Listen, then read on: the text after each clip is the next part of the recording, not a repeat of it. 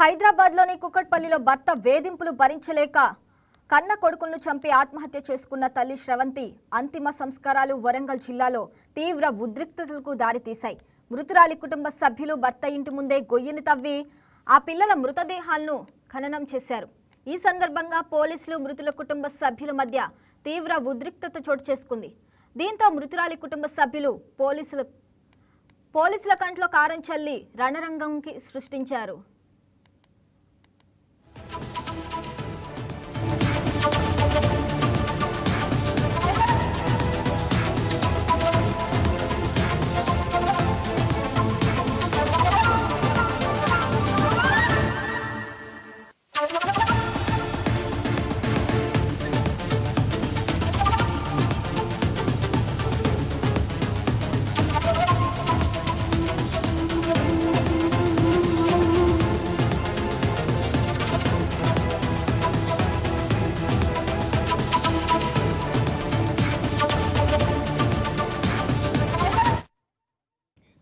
నిన్న అర్ధరాత్రి వరంగల్ జిల్లా చెన్నరావుపేట మండలం బోడ మాణిక్య తాండాలో ఉద్రిక్తత నెలకొంది. కుకట్పల్లిలో మంగళవారం బోడ శ్రవంతి తన ఇద్దరు పిల్లలైన కార్తీ, కౌశిలకు ఉరివేసి తాను కూడా ఆత్మహత్యకు పాల్పడింది. ఈ క్రమంలో వారి స్వగ్రామంలో 2 రోజుల నుంచి తీవ్ర ఉద్రిక్తత వాతావరణం చోటు చేసుకుంది. ప్రవీణ్ ఇంటికి మృతురాలి కుటుంబ సభ్యులు నిప్పు పెట్టారు.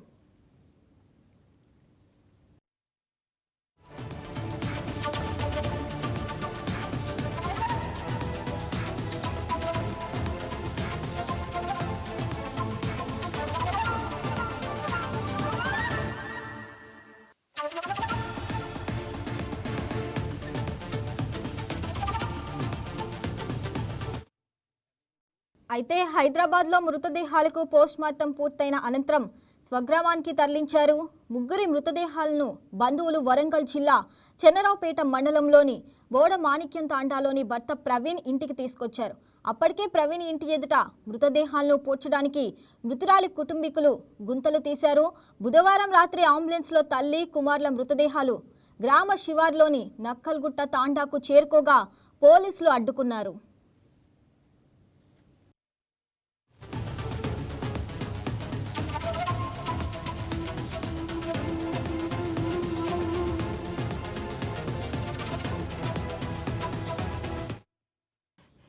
మృతదేహాలను ప్రవీణ్ ఇంటికి తీసుకువెళ్లకుండా అంబులెన్స్ను ఆపారు. మృతదేహాలను ఊరిలోకి తీసుకెళ్లకుండా శ్మశాన వాటికలో అంత్యక్రియలు జరపాలని పోలీసులు ఆదేశించారు. దీంతో శ్రవంతి కుటుంబ సభ్యులు పోలీసులతో వాగ్వాదానికి దిగారు. అప్పటికే తీసిన 2 గుంతల్లో పిల్లల మృతదేహాలను పూడ్చిపెట్టేందుకు ప్రయత్నించగా పోలీసులు అడ్డుకున్నారు. దీంతో శ్రవంతి కుటుంబ సభ్యులు, బంధువులు ఆందోళనకు దిగారు.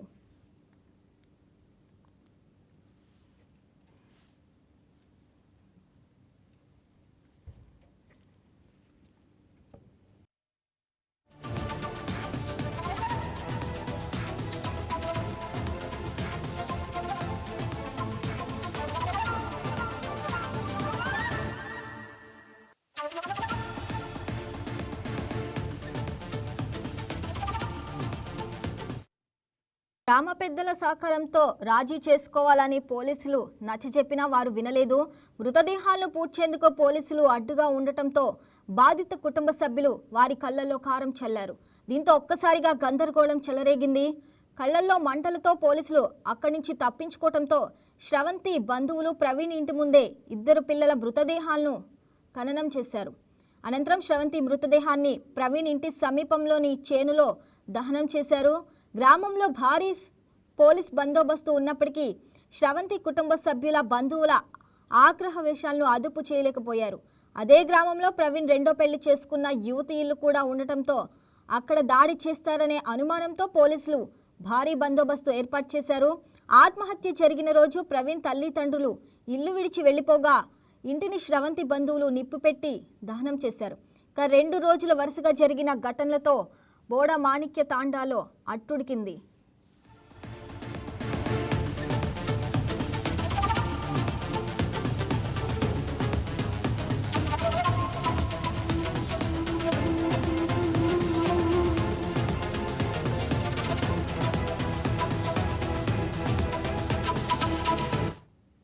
రైట్, ఇక దీనికి సంబంధించి మరింత సమాచారం మా ఎగ్జిక్యూటివ్ ఎడిటర్ శ్రీనివాస్ అందిస్తారు. శ్రీనివాస్, చెప్పండి. ఇక హైదరాబాద్ కుక్కట్పల్లిలో అయితే భర్త వేధింపులు భరించలేక శ్రవంతి అను ఇద్దరు పిల్లలు కూడా పిల్లలకి ఆత్మహత్య ఉరివేసి కూడా తాను కూడా ఆత్మహత్య చేసుకుంది.